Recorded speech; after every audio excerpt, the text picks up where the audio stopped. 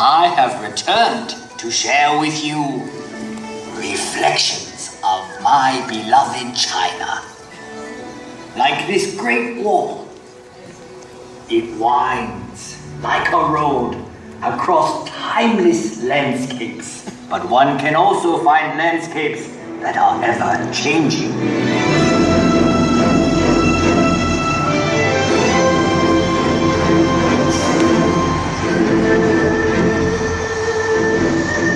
Shanghai, a city forever reinventing itself. Vibrant, sophisticated, romantic.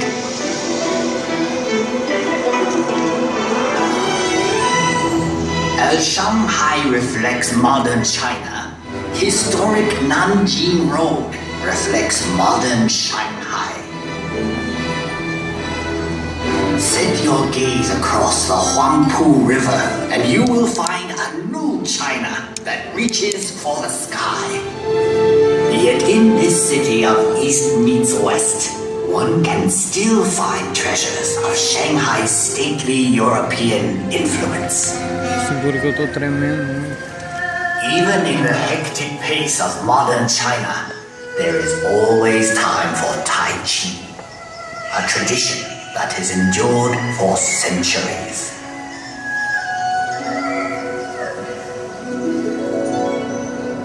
Up here on Huangshan, at the Sea of Clouds, painters and poets like myself have been inspired for generations. In China, we say a poem in every painting, and a painting in every poem. We have had a long history. Much of it has been recorded in this fashion. However, it may be said that the history of the Chinese people is not written in ink, but with water. The mighty Yangtze River. A fellow poet once wrote, "Traveling against the currents of the Yangtze is more difficult than climbing to heaven." That may have been once true, but no longer.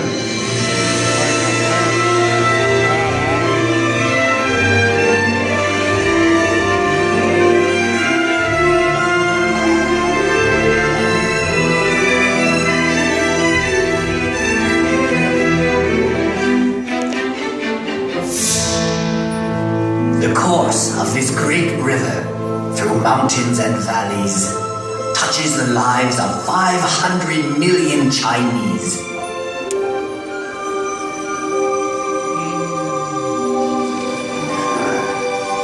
There is no better example of China's harmony with water than Suzhou.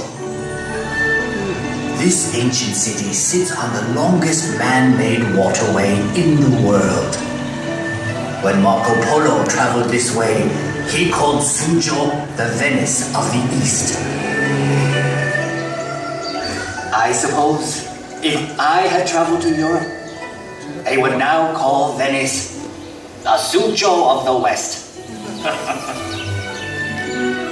So vast is China that even within her borders are many exotic lands and contrasts.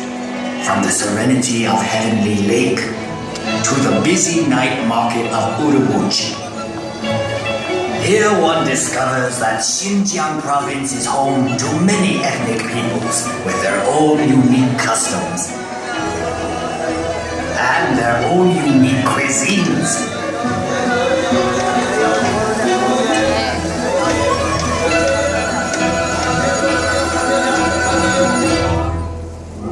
Out here in the Gobi Desert, one still finds travelers on the ancient Silk Road, the same road that over 700 years ago brought Marco Polo to these very gates. The gates of Zhaoyuguan, the extreme western end of the Great Wall.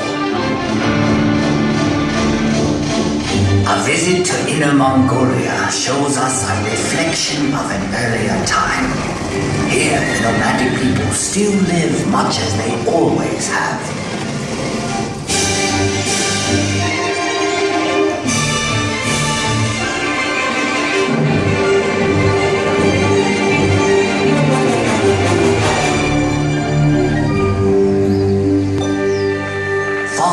south is Yunnan Province, home to many of China's national minorities. The cultures of this province are as diverse as the landscape, like the Shilin Stone Forest, one of nature's unique wonders. In the far northeast is Heilongjiang. Although winter here can last 6 months, the people celebrate by carving magical sculptures of ice.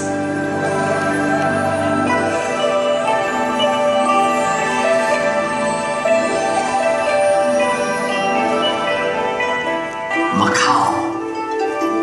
After 400 years, this exotic land of Portuguese charm is one